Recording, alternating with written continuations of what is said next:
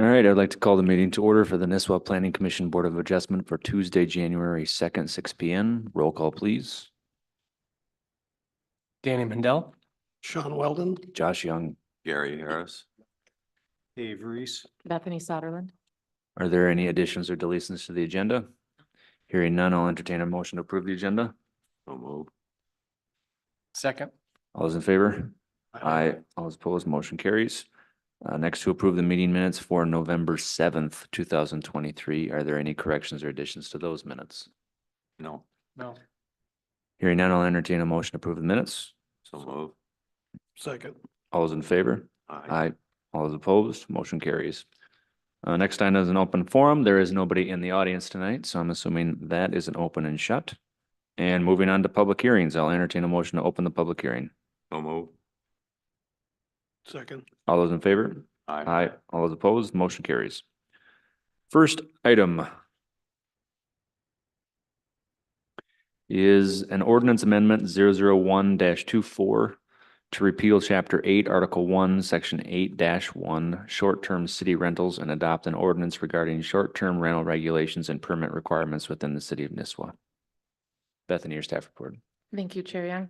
In order to continue to have Crow Wing County regulate STRs in Nisswa, Nisswa will need to adopt the new STR ordinance language as adopted by Crow Wing County on 11/28/2023. This will allow Crow Wing County to administer the STR ordinance under the authority of the city of Nisswa. Once the new ordinance is in place, the city of Nisswa and Crow Wing County will enter an agreement and contract for the county to administer our short-term rental ordinance. Included in your packet is the ordinance as adopted in November in its entirety. Also is a press release detailing the changes and the differences from this ordinance to the last ordinance that we adopted. I'd be happy to answer any questions you may have. I have one question. I just scanned it this afternoon with the, where was this? It was, with the ordinance, it was requiring that the city of Nisswa is going to be responsible for enforcement. Ultimately, we are responsible for enforcements. However, it's my understanding that the county does their preliminary enforcement process just the same as it was before. And so that would mean that if there was complaints, they would handle the initial complaints. They would handle the hotline where the people call and take care of all of that. So it won't require any more staff input. That was one of our concerns at the beginning, was to do this. Correct. Because we didn't have the staff to enforce the ordinances. Correct. Okay, Mhm. that's fine. Yep. Okay. There's a section in that at the end, I think it was like 7.2, where it's false reports. Is the city also responsible for that?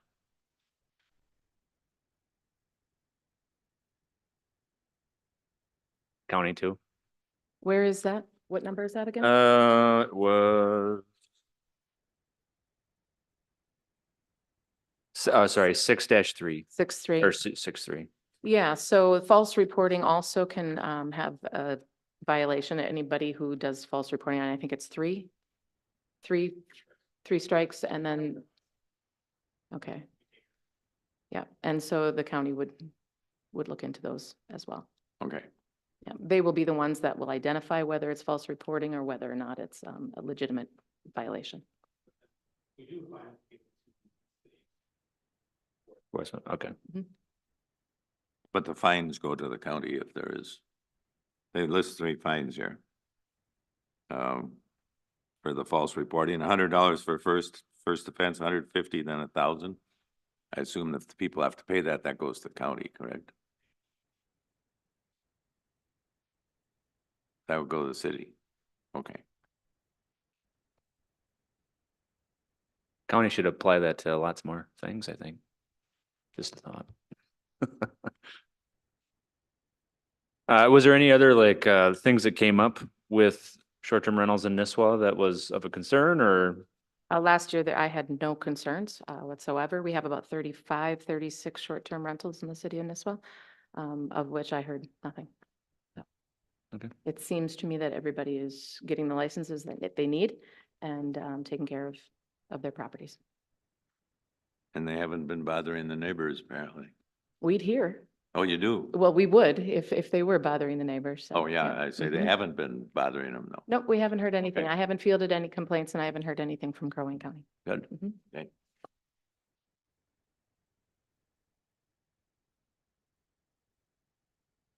Well, if there's no other questions or concerns, I'll entertain a motion.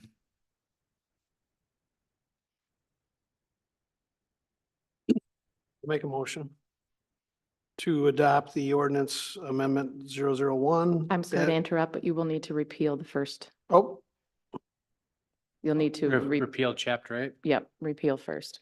okay. So I'll make a motion to, excuse me, to repeal chapter 8, article 1, section 8-1, short-term city rentals, and adopt an ordinance regarding short-term rentals, regulations and permit requirements within the city of Nisswa. Second. And that will be to recommend the approval to Recommend the city approval, council. Mhm. yes. You second that? Second. This is a council action, right? Correct. Yeah. Mhm. All those in favor? Aye. Aye. All those opposed, motion carries.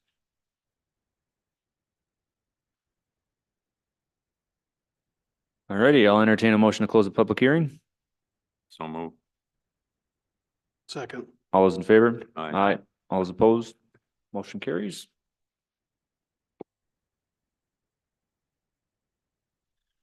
Next item in new business, the 2024 ordinance revision, information updates timeline, Mr. Pence.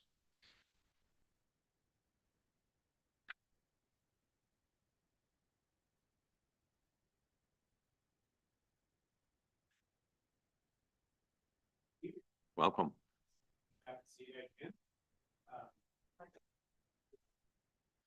There, now can you hear me? That's better. Well, it's nice to be back before you guys again this evening and to chat a little bit about your ordinance. I should back up a little bit on the short-term rental, just to be clear. It's your ordinance. It's not the county's ordinance. So we are just administering it on your behalf.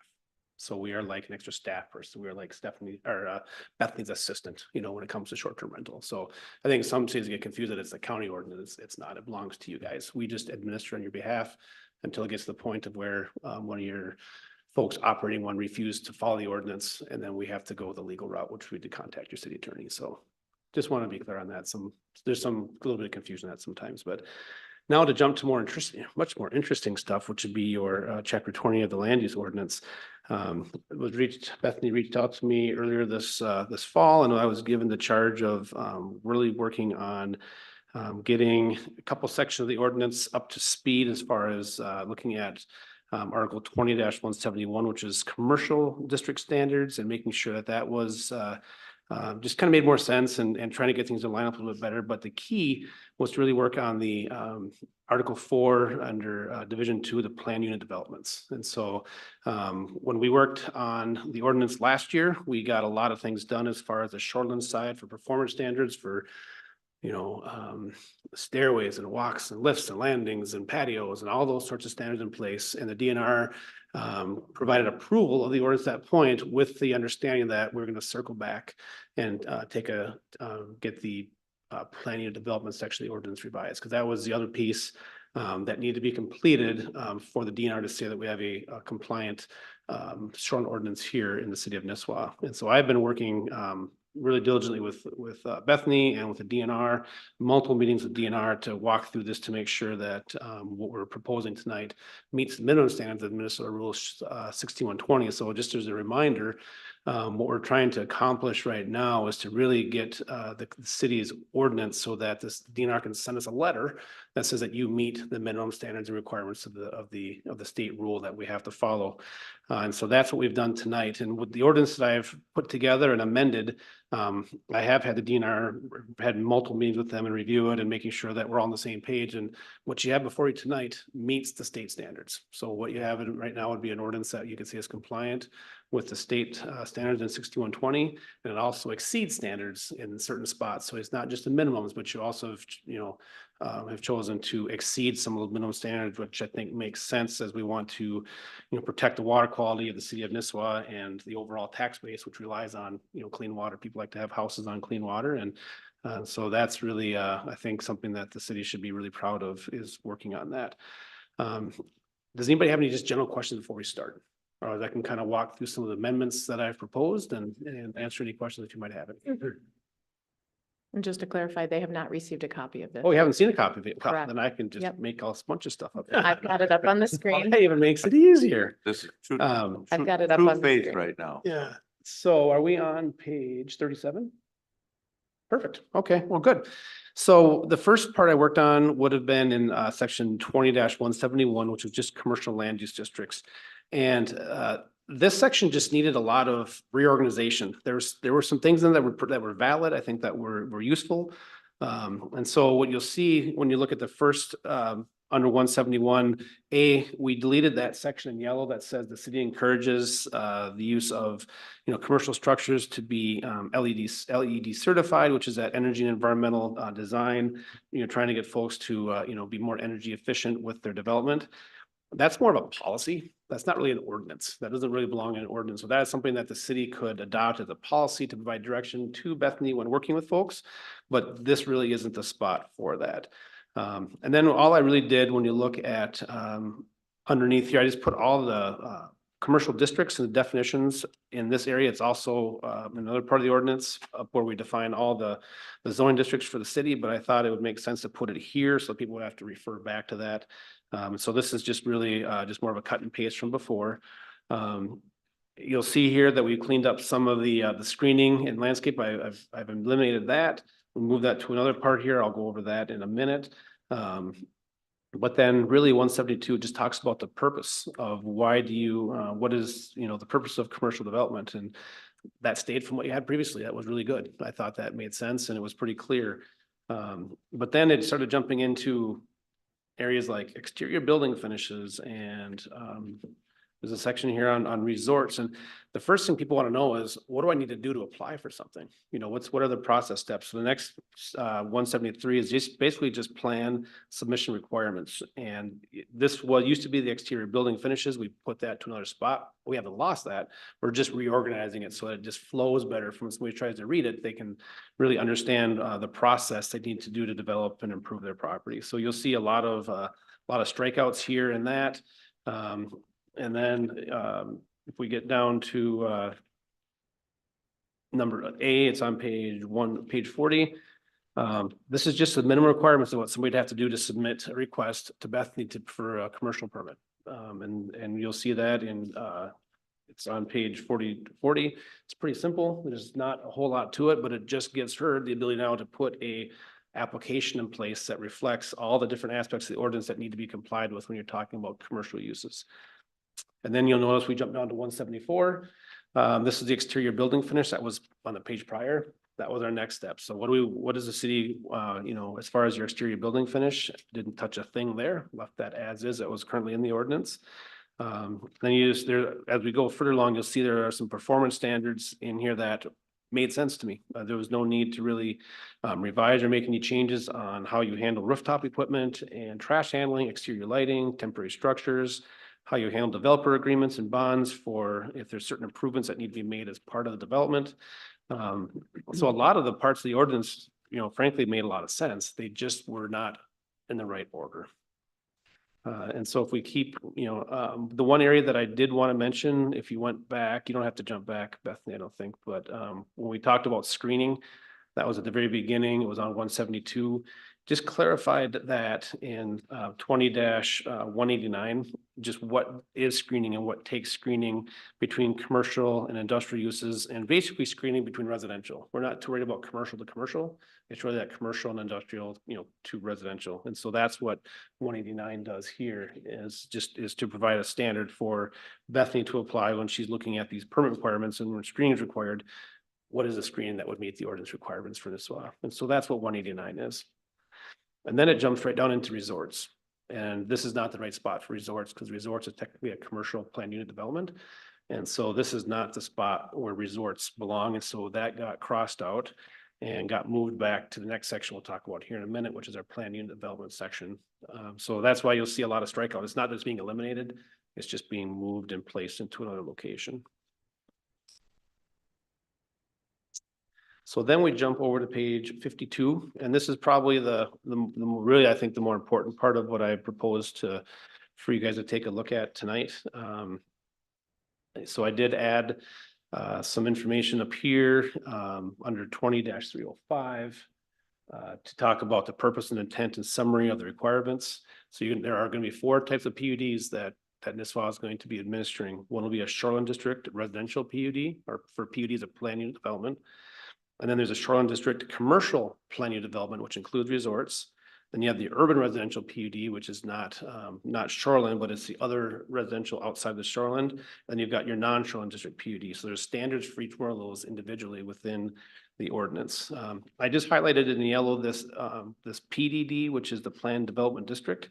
It is a zoning district in the ordinance, and it applies to, in essence, one parcel, parcel property over by Grandview for the, remind me again? For the Pines. The nines for the golf course. Pines. So there's no need to delete it at this point. And if this were to apply to another property in the city, it would have to be rezoned. You'd have to decide that another parcel would meet this standard to be considered a planned development district. So that's why we left it in there. I don't know if it'll ever get used, but at least as a tool in the tool belt if somebody wanted to do that.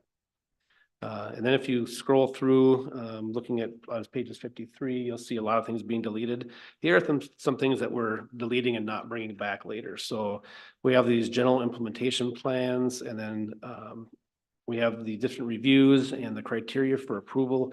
That I think will all be worked through in the conditional use permit process. There was this, what was called the general implementation plan and the specific implementation plan.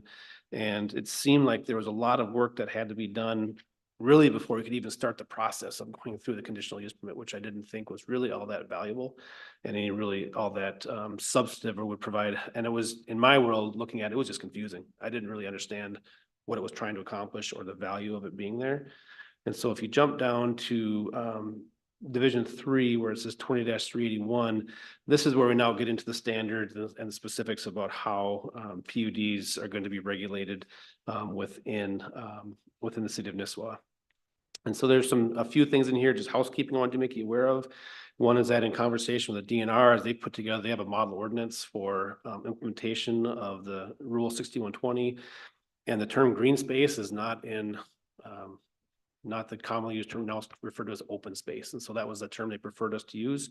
And so I did go through and made changes to any reference in the ordinance, the entire ordinance that referenced green space would just be referred to as open space. And so if you go back in the definition section, you'll see green space is now retitled as open space. It's nothing of substance or a drastic change to how you've handled business in the past, but it does just clarify that so there's a consistent use of that term open space.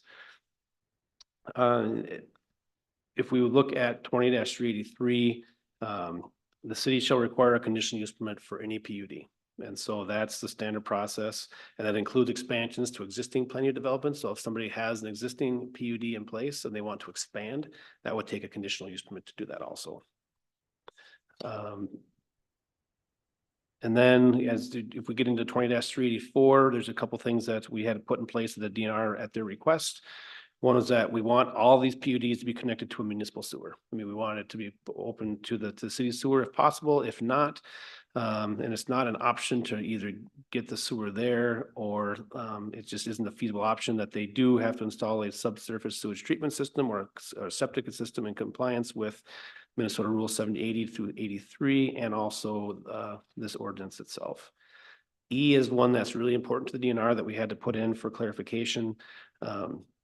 So the number of spaces provided for continuous beaching, mooring, or docking of watercraft must not exceed 1 per each allowable dwelling unit or site in the first tier, unless you're talking about a commercial harbor. And so what that means is that if you're developing a piece of property that's 700 feet wide and they would like to do a PUD, which would be to maybe put townhouses towards the rear, let's say, and they were just for number purposes, they were able to develop 12 of the townhomes, there'd only be allowed 7 dock slips because if they were to develop that in a lot and block standard, you'd be a 1 lot for every 100 foot on that shoreline. And so there is, when you do a PUD, there is a restriction on number of mooring spaces compared to just standard lot and block. I have had conversations with DNR about that in the past, and that's something that they're pretty They stick very firm to that. I can verify that because the county tried to allow more mooring spaces for a couple different developments, and the DNR sued the county and we lost. So the court upheld that this is the standard that has to be met. So that's something that they're pretty typical or pretty hard about, that they're going to hold to that standard when it comes to docking facilities. Well, Chris, what was the mooring splits per 100 foot? One, One? yeah, and it's not like one dock. It's like you get one boat, you get one pontoon, you need to be centralized into a centralized dock and everybody. So that's the challenging part, I think, about dockage, because if you have lot and block and you just have lot one of, Josh Young's plat, you can have 3 or 4 boat slips, you can have docks and boats all over the place. But when you do a PUD, you are restricted on your mooring spaces for boating. So you know how it's like down at the resort you guys have, you're limited down there also. And so just to be clear on that, some of the stuff in here, there's a lot of just more housekeeping things that I don't think I need to go through. But a couple things that I did want to focus on is just how do we figure out like the number of units? How do you determine on a residential shoreland, how many sites can you have? And so if you look at 20-385, what you do is you're required to divide the land up into tiers, and it depends on what kind of lake you're on and where it's at. So tier 1 would be the riparian water, and then back landward 200 feet, that would be tier 1 across the entire stretch of that parcel. And then tier 2 would be the next 267 feet behind that. If it's recreational development, that is a 267 number for tier 1, and then 267 for the second tier. And then any remaining lot area in third tier, you only have 3 tiers in this. While we don't go any beyond 3. And then natural environment lakes, it's all tiers are 400 feet in width, and then all river classes are 300. And so what you do is you take that, it's like take, for example, that 200 feet in tier 1. And what you basically subtract out of that is land that you will find on page 61 under, let's see, it says number 4. We'll have to renumber these when we get. Yep, right there, step 1. So you calculate the suitable area for development in square feet within each tier.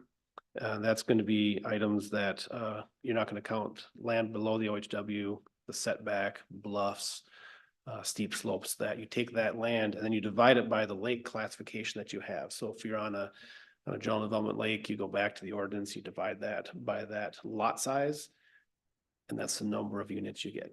So for easy numbers, let's say that you have 100,000 square feet of area that you can put those structures on, and you have a 20,000 square foot lake lot size minimum, you'll be able to get 5 lots. And so then you'd be able to have like 5 townhouses in that PUD. But then there also is a section in the ordinance that's allowed by the shoreline rules, is to allow you to have some density multipliers if you do certain performance standards. And that's found on table 20-385.3. And I did some changes to this based on some feedback from the DNR. There was in the previous version of the ordinance had a density increase was allowed if the setback was increased to 150 feet for general development and RD lakes, the recreational development, and then 225 for your natural environment lakes. The way that it's set up now is that to begin to even want to look through the performance standards as far as the multipliers and the increases, you have to meet that setback. You have to meet that setback to even start having the conversation about density. So if we want to have a more density, which is allowed in that lot, we want to make sure that they're set back further from the lake so that we're not dealing with issues like stormwater management.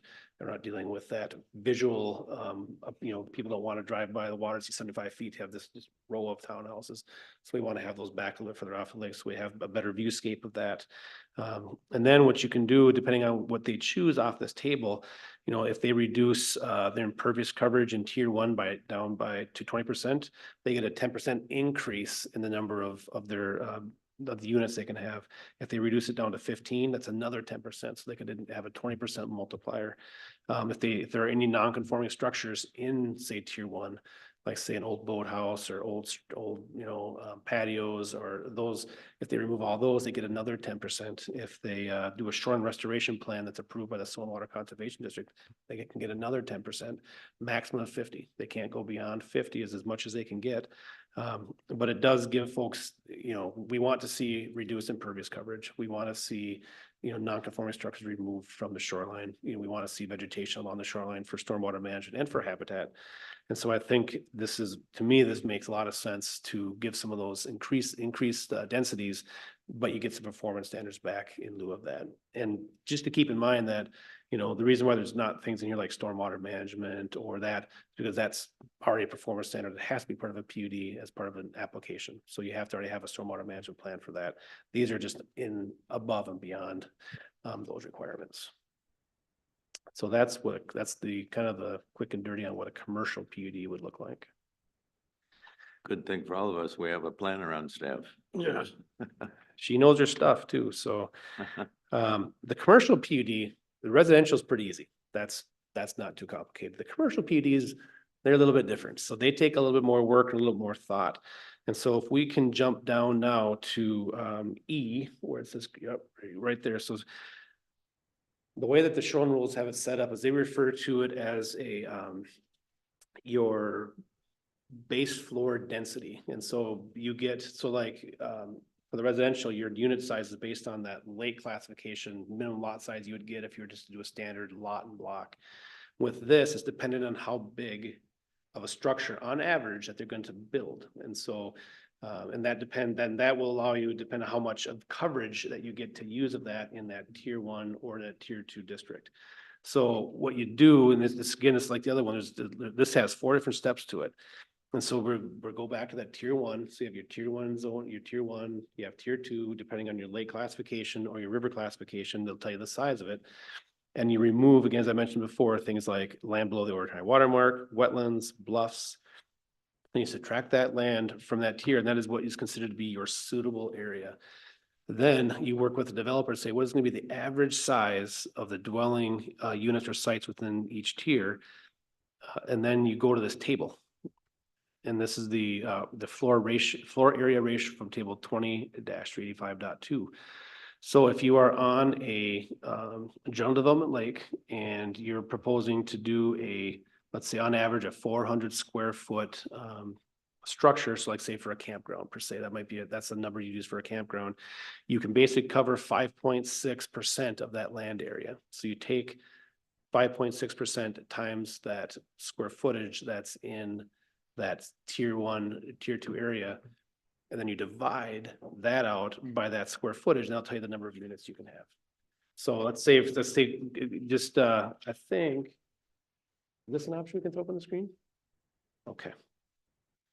So for example, if we look at a situation like up on number 1 with the way the current ordinance that you have today reads, if we have 100,000 square foot in tier 1, and you subtract out 20,000 square feet, which is unsuitable, which is your wetlands, your bluffs, land below the OHW, you end up with 80,000 square feet.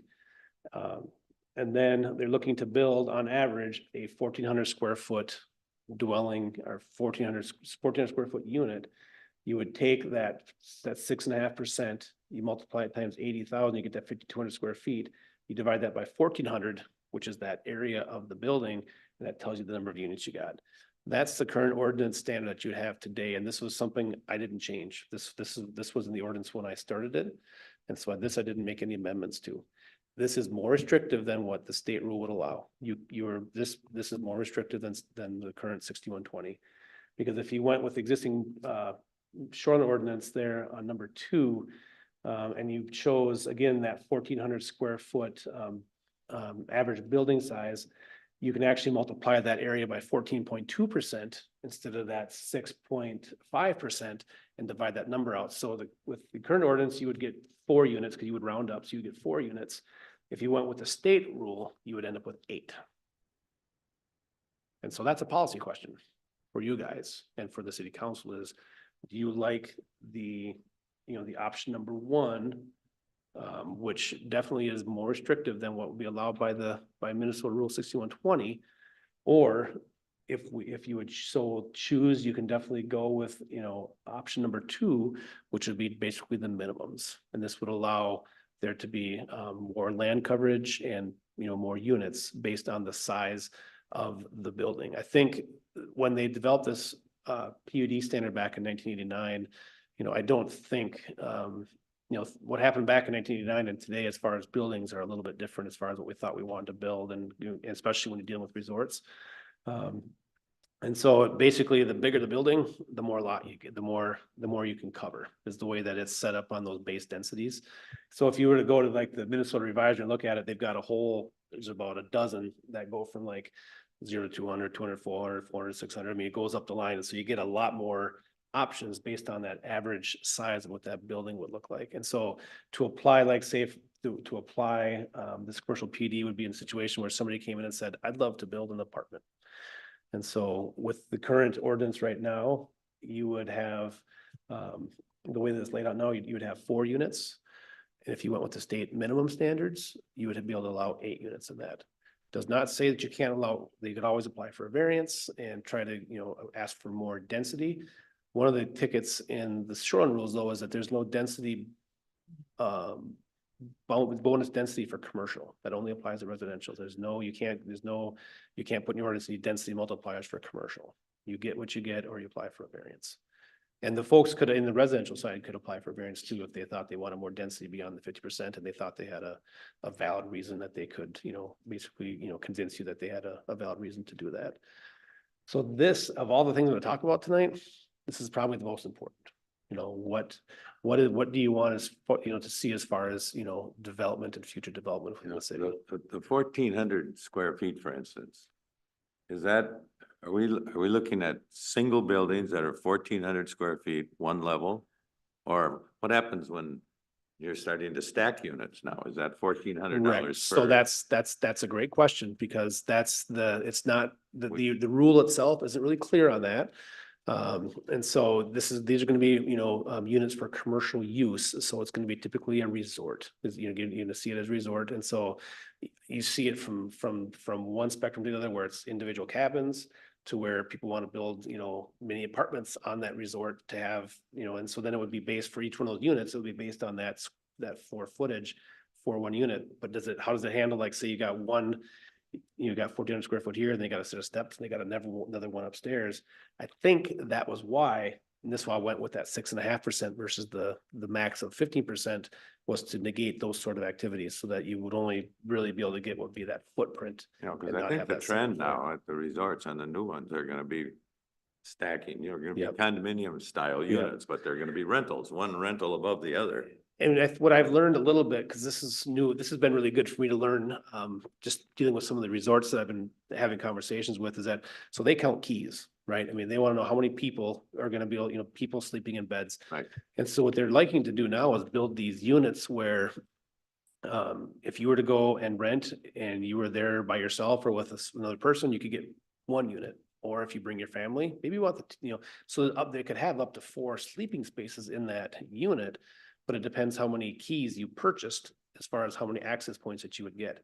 So the way that I would apply this is that if someone were to come in and say, I want to do this and I want these units to be able to have 4 to a unit, well, then each of those living spaces will count as 1 towards your density. So if you build a cabin and there are up to 4 places that people could, overnight and rent, then that would be 4 individual units. And so they might say, well, it's not 1,400 square feet, then maybe it's only 700 square feet or 600 square feet because of the smaller units. But they want to open it up so that they can have the flexibility of renting to 4 individual people, or if a whole family wants to come in, they just take the whole cabin themselves. And then so that's, I think that might be, because I was trying to think, what's the reason for wanting to have a more restrictive density on that? And that could have been one, trying to limit, how much square footage you could have as far as the second floor. I think a lot of it comes down to how the ordinance is administered and interpreted. And I think if you were to just say that every livable area, regardless of what building it's in, it doesn't matter. Every livable area, you define livable area as basically having sleeping quarters and a bathroom, and those things that if you want to stay somewhere for a week, what would you need to be able to be there comfortably and want to spend some money to be able to rent that? So the question comes is how, from a planning and zoning perspective, how would you like to handle that? Would you prefer to have that higher density or have that lower density? Because right now, if you look at that table, if you go back to that table quick, Bethany. So basically you're allowing from anything greater than 500 And so anything from 400 up to 500, you can do 5.6% in that category. And if it's 300, you get 4.8%. If it's 200, you get that, 0.4% or 4%. But once you get up 500 and above, you're limited to 6.5%. And so if you were to, just go with the state shoreline rules, by the time you get to 1,500 and above, it's at 15%. So in essence, it would basically double the amount of coverage that you would have, but it's all dependent on the larger the structure. So I don't know if I really agree with how they thought that through, because the bigger the structure means the more coverage you get. Is that what you want? I don't know. That's the question I'd have for you guys to think about. Nothing simple anymore, is it? No, not with the way that a lot of creative ways, to develop property now. And so I think the city wants to do it, properly so that we are, allowing people reasonable use of the property at the same time, making sure that we're doing things to the property that aren't affecting water quality, for the lakes, groundwater quality for our wells. Those are considerations, I think, as you're balancing a little bit, those are the considerations I think that need to be made. Personally, I have a tendency to fall to the side where being less restrictive, Yep. To fit more like along the state Right. guidelines than ours, but, my sympathies are on that side, so it's,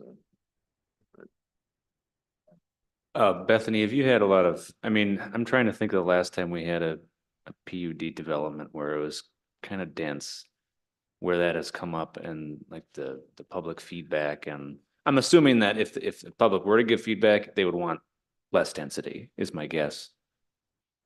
I'm sure that's the Yeah, case.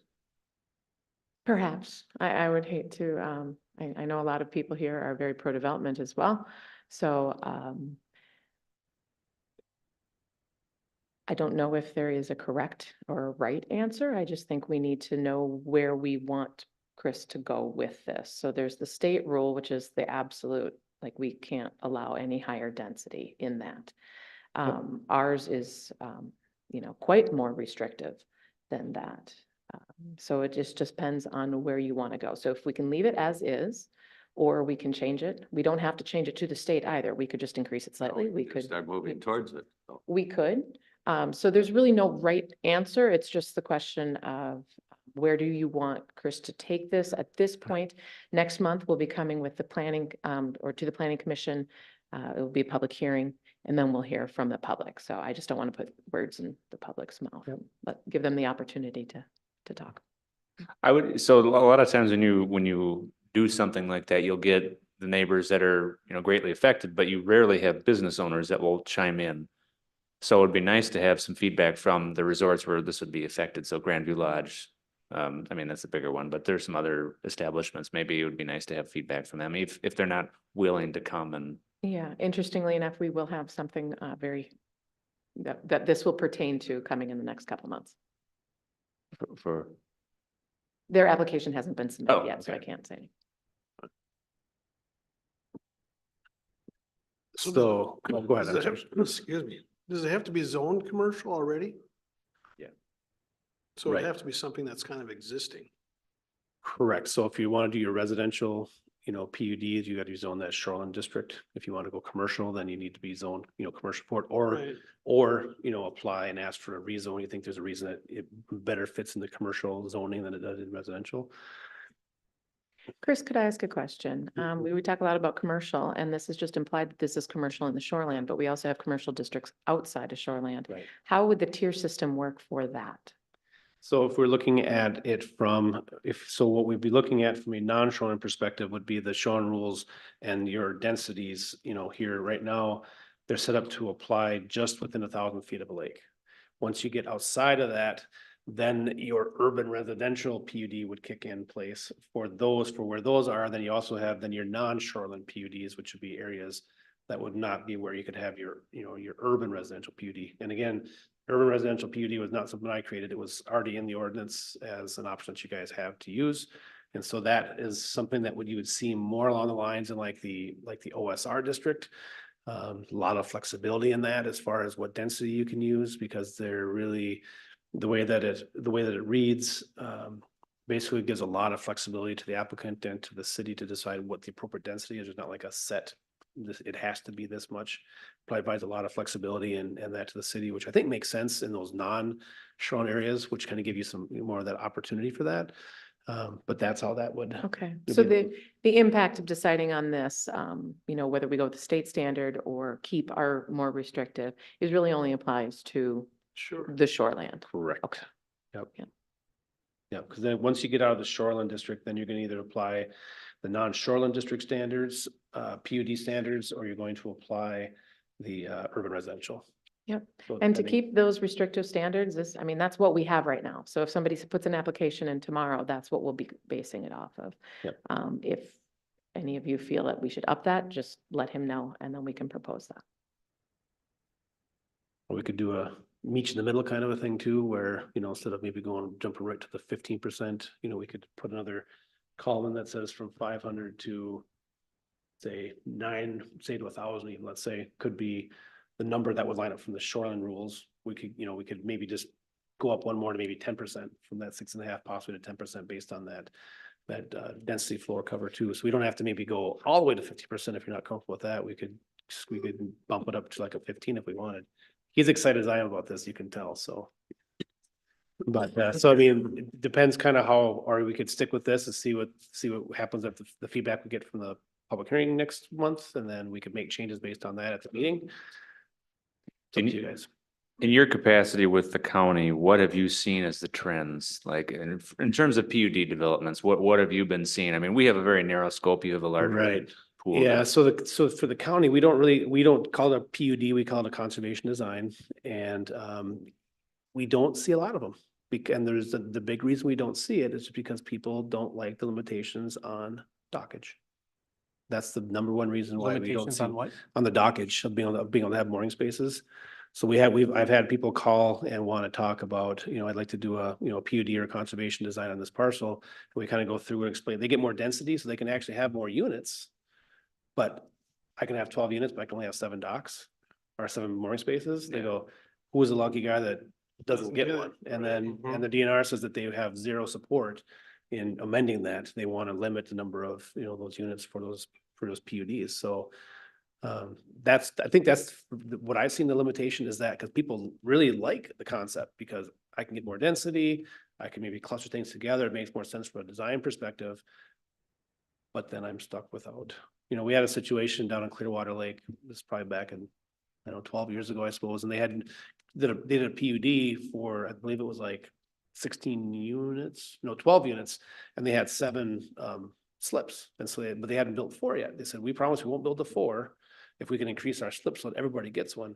We said, well, it's a no brainer. Let's do that for sure. And then that was one that we got the DNR sued and we lost on that one. So they weren't going to build it. We thought it was a kind of a decent trade. They weren't going to build more units, but everybody that was there then would get their own boat slip. But I think we had to add like 3 boat slips to make it so that everybody there could at least have their own slip in place. And that was back when AIS was really kind of taking off, especially with zebra mussels. And so there's a lot of concern about boats coming in and out of the water a lot. And they'd rather have people just put your boat in the water in the spring and take it out in the fall and less worry about transport. And there's a lot of different issues, that you're wrestling with when you're looking at that. But that's probably the number one reason I've seen that we don't have more of those happening in the county is because of that. So the development, like it's Upper Roy, where they're putting the permanent docks in? Is that kind of like the same, what we're talking about? Sorry. That's not commercial and those are just lots. And so Right. that wasn't a PUD. Okay. Mhm. So one of the keys of like when you do a residential PUD is that you have to have a central docking system so that you don't have a bunch of docks on the shore. You want one and then there's, tiers coming out. So everybody has their own spot there to put their dock on and that. So there are some, when you go through a PUD, there are some requirements that require centralization and of that. And, you have common open space that's managed that's gotta be 50% or more, has to be managed in common open space and, those sorts of things. So, there are some requirements that go along with that too.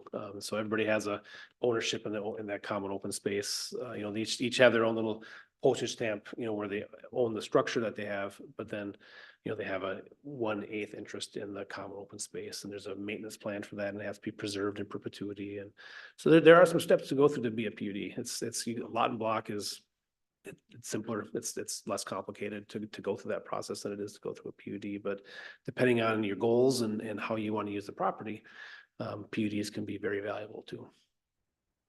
Could be a good route to go. It depends on what the ultimate end game is for how the property is used. And all resorts that have Correct. 20 or more than 20 units have to expand through a PUD. My mind went right where Sean went, was if you've got a bunch of undesirable lakeshore, but somehow you can drop a dock like that in and get your way over to a significant chunk of land where you can put a lot of units, then I don't think that, we don't want to see a lot of that. Right, yep, for sure. For sure. Cause I think we can all admit now that everything left there is, for most bigger developments, is pretty marginal, you know. Yeah, It's, if but you it, can get a lot of it, right? if it would have been, if it would have been nice, it would have been developed 20 years ago and not Mhm. still left on the market to be developed today. So, you know, the question is, you know, how do we want to, because you can't prohibit development, but what's the reasonable way, you know, to allow that? And I kind of wonder if that 6.5% that you've got proposed up here might be a solution to that. To, you know, All the easy land is gone. yes, it is. We're just dealing with what's left over now. You are. It's more Yeah, and what's complicated. left over is you got, all of a sudden you have 9 slips, Correct. Yep. The stuff that's really wet, steep slopes, very difficult, you know, not ideal, you know, not that level rolling out to the sand beach that, you know, everybody loves, you know, it's those, you know, and that provides challenges too when people want to, you know, they buy property and everybody wants that won't slip with, you know, they want the sand blanket and all that. And some of the lots it's just not an option because of that shoreline. So. What do you guys think? Because after that, I mean, everything else in the ordinance is pretty much, there's not a whole lot of, we added, I put the section in the back that put resorts in place so that, you know, we understand how resorts can expand, what are recreational facilities that meet the state rules, and then resort conversions. So we do have situations where people say, I ran a resort for 100 years and I'm ready to convert it into a residential use, and there's a provision for that in the rules. So that's now put in here for that, to make that clear. So I really think that, you know, it does. It checks those boxes for all we need to do to be shoreline compliant. Question is are we hitting the boxes correctly for the density? I think that's the question. Another thought, Chris, on that. You know, that's something that we can decide to change at a later date as Cool, well. That's absolutely. not Yeah. anything, Yep. I mean, it's great to talk about. It's good so that, you know, we can have this Correct. conversation, but if it's something that perhaps maybe comes up at a later time and then we realize, okay, maybe we are a little too restrictive, it doesn't mean that you can't propose an amendment at And another that's a time. public hearing and Just hate to change the rules, all right, when someone's trying to get something done, you know what I mean, then it feels like we're favoring them, so it almost be better to change it, or leave that way before we get there. Yeah, well, if you see a trend, right? If you see a trend where That's the there's been ticket. some difficulties, Yep. I wouldn't say change it simply because of it, you know, because people can also, variances can apply to density, correct? Absolutely. They So sure- that's something that if you feel strongly for an applicant that this makes sense, they apply for variance, we go through the process, we've got the facts and findings, great, we could probably do something with them. So you're not tied to it, and so I just don't want you, Not in not put on the perpetuity, for spot right sure. now. You could change it Yeah. next month if you wanted to. I think what I've learned in doing this, I guess, is, you know, you're gonna have people coming into the city that don't want to develop. And, you know, they're gonna talk to Bethany and she's gonna say, well, here's the requirements and rules. And I'm gonna say, yeah, that makes sense. I could do that. Or they say, financially, it just doesn't scratch out. I can't, you know, it doesn't scratch out. And if all of a sudden she's running into half a dozen of those, you know, in 24, 25, she might come back and say, the density isn't working out. The 3.7 is not enough. They do need the 8 to make this work financially for them. And then you can come back and say, okay, well, is that enough of a reason to want to, you know, allow a higher density, or maybe a meet you in the middle, you know, density that might work. So whatever you choose to go with now is not something that you're stuck with, but it's, what I've learned is that it's with anything in life, it's easier to go up. It's not as easy once you have that standard to reduce it. That's just it's a lot harder to do. So. Okay. So, I mean, not that you can't, but just there's a lot more political pressure on, trying to once you get to a standard where everybody's used to developing at this, more density, to reduce that back, you'll get a lot more pushback. But if you increase it, then I think people are more interested, and you can have a reason for, to defend why you're doing that, so. And I don't think there's a whole lot of area really available to do a lot of these PUDs right now anyway in the city. I mean, there's some, but it's Yeah. not like people are not breaking down the door, getting this ready, to do this either. So I think you're getting the table set. We think this will work. Mhm. We'll come back in a year or two, have another assessment, Bethany can report back out and say, hey, this has worked great. This is like we hoped, or we might need to rethink it. So, Maybe we'll be tested in that period, maybe not. yeah, right. Well, and you can run scenarios. I mean, you can Yeah. look at you might be worth taking some time to look at some lots in the city that will qualify and say, hey, if we ran these numbers, what would they pencil out at? I mean, that's something you could do at a staff level to just, not trying to get Bethany more work to do, but because she doesn't need any more of that, but you can pencil out some rough numbers of existing lots to see how it would apply. Was, I'm sorry, I missed this. Was the 8.1 or the more restrictive 3.7 set in 1989? The Ours or the state? so yours is more restrictive. So the one that would have allowed 8.1 units, that was the standard from 1989. That's the 1989. Yeah. Okay. Yeah, the rule was adopted in 89, and then city had to have an ordinance in place by 92 at the latest. So Did we think we set the 3.7 in like 92? I can't confirm that. that I don't know. That's a good question. I don't have the information to say when it was set that way. Okay. I would guess it was after that. If I had to bet, I'd say it was sometime between then and today I'm getting, and I mean, I think, it was mentioned, we can all call it, the elephant in the room is obviously Grandview, and what does this mean to them? And so there might have been some folks at some point who thought that maybe that was too big, too much. And so they tried to maybe get the density down a little bit. Maybe it could be a reason why it's saying that number today. For that, I'm just spitballing more than anything at this point. Yeah. There was a time when the sentiment here wasn't pro-development. Right. And So so when that came in this, well, how much do we have that's affected by this? Is it commercial? Is it like nature's? Primarily, it would be existing resorts. Okay. Mhm. And their ability to expand. What was that? It would be existing resorts Okay. and their ability to expand. Because in this instance, you would have to have, a property big enough Right. to create a PUD, and then you would also have to have it zoned commercial. So we don't have, I can pull up the GIS if you want to see all of the, No, that's Okay. fine. I just wanted to get an idea as to what, I guess, I know there's like Nature's is doing a lot of, is it called Nature's? the existing resorts would be Nature Link, it would be Grandview. The other commercial PUDs, I believe, would be Camp Lincoln, Camp Hubert. Yes. Yep. Fritz's would be a commercial waterfront, Eagles Nest Resort, also Good Old Days Resort. And I apologize if I've left any out, but I believe those I are, mean, has Those are it. what we've got restricted them from doing what they wanted to do? I would have to look through all of their files and then I'd have to run the I numbers and just, see. I meant by. Not many of Right. those would be in tier 1 either. I mean, Grandview, probably most of their stuff's in tier 3. Right. Yeah. So remember, anything that you have density wise in tier 1, you can roll back. So you can Yeah. take your tier 1 density, put into tier 2 and all the way back. You just can't roll it forward. Right. You can't take tier Ah. density from tier 3 and put it into Okay. tier 1. Yeah. So. And there's also a lot of instances, because these are older resorts, that you're dealing with nonconformity. So as it is, we probably have higher densities in those areas I think simply because they've been there since 1950. Yep. So That would be I'd agree. I wish I could give you like more data to make a good educated decision on where we want to go with this, but there are a lot of those little nuance to I these just- properties I just figured Nature's Link is probably the newest. Yeah. To what they've done. to expand, yeah. And I didn't know if our the way we have it set up now, but you said that's a tier, what would that be considered tier? They'll be a tier, that's a commercial property. If they do expand, they will have to have a CUP and a PUD to do so. Mhm. There's a couple of provisions that we put in the ordinance that allows, these resorts can do some expansion on existing buildings that are non-conforming.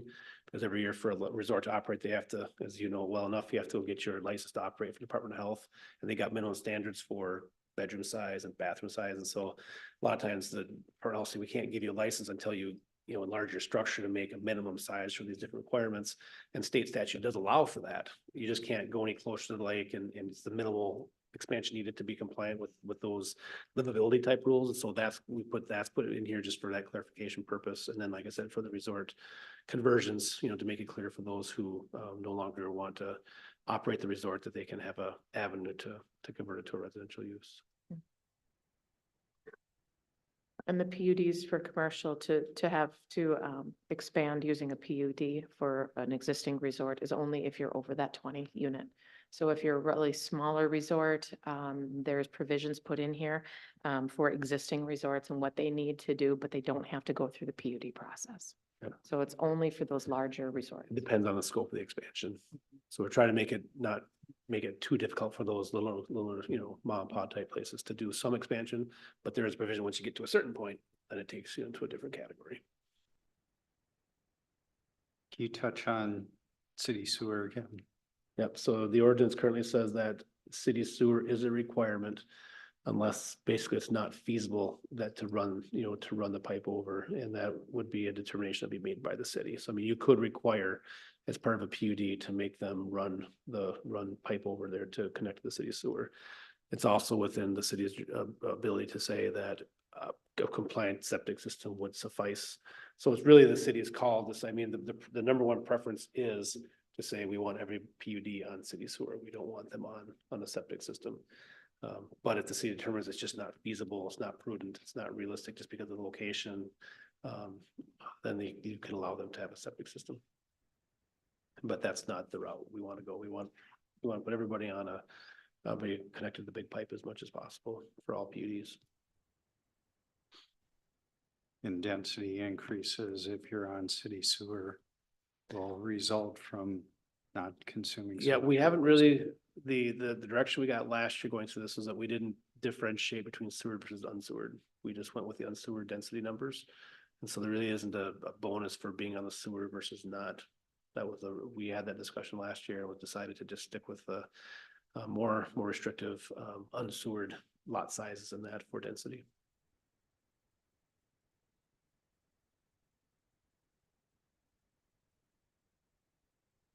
Questions, feedback? Okay. Well, do we need to have more direction, or can we leave it at that and then? You can leave it at that. Absolutely. It's just my understanding, we'll just leave everything as is for right now. I Okay. think that's, Yep, I'll be here at the public hearing, so I'll be Okay. here to answer any questions or availability, and Yep. I'll, based on some of the feedback today, I might come up with some scenarios that if we want to discuss maybe at the public hearing, if you're hearing kind of some stuff, maybe we can throw out some ideas that we might want to, you guys might want to, take a look at. No, that's a maybe good idea. at that point to see if that might work. So I think we could do that. And try to figure that out. If that was something you guys would like me to do. Yeah, I think examples are always, some people get awash with all the numbers and they don't Yeah, really no, know it's what it really confusing. looks like, It's so. super confusing. So, yeah, for sure. Okay. Thank you. Yes. Yes, thanks, Chris. All right, appreciate it. Yeah, thanks, guys. thank you, Chris.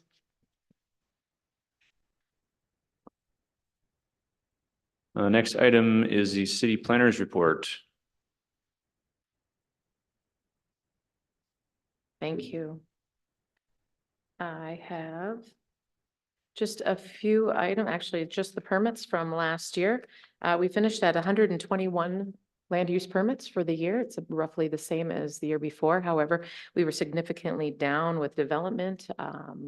And so it wasn't as much development monetarily speaking, or not a lot of main dwellings. I think we had 22 versus 36 from the year before. And so development was down, but our permit numbers stayed about the same, so. Okay. Was this chicken coop in here? Was that our young lady that was? No, Oh, was it no, different it was one? our first chicken coop permit was issued. However, it was not for her yet. So they're planning on taking care of that this spring. Any other questions? Anything new on like the hotel or the cantina? Have you heard anything on? Yeah. I Have the haven't, contingencies been removed on the gas station sale? I have not heard anything on that. I do know that they, MPCA was conducting an investigation. There was a release when they removed the tanks. And I'm just waiting to hear back from them. About the hotel, have they been I back have at not all? heard, I have not heard anything. Thank you. People ask me questions about that, about. Yes, once a that's month, always the most. you know? I get And I asked that a said- lot. I said, well, Yep. I don't know. It was kind of an interesting meeting when they were here. Yep, so- it's been very quiet on that front, so I'm eager to see what they might propose, but we haven't heard anything as of yet. Okay. Hmm. Thank you. Thank you. Okay. Well, I'll entertain a motion to adjourn. So move. Second. Second. Whichever you Yeah. want. take one. All those in favor? Aye. Aye. All those opposed, motion carries, meeting is adjourned.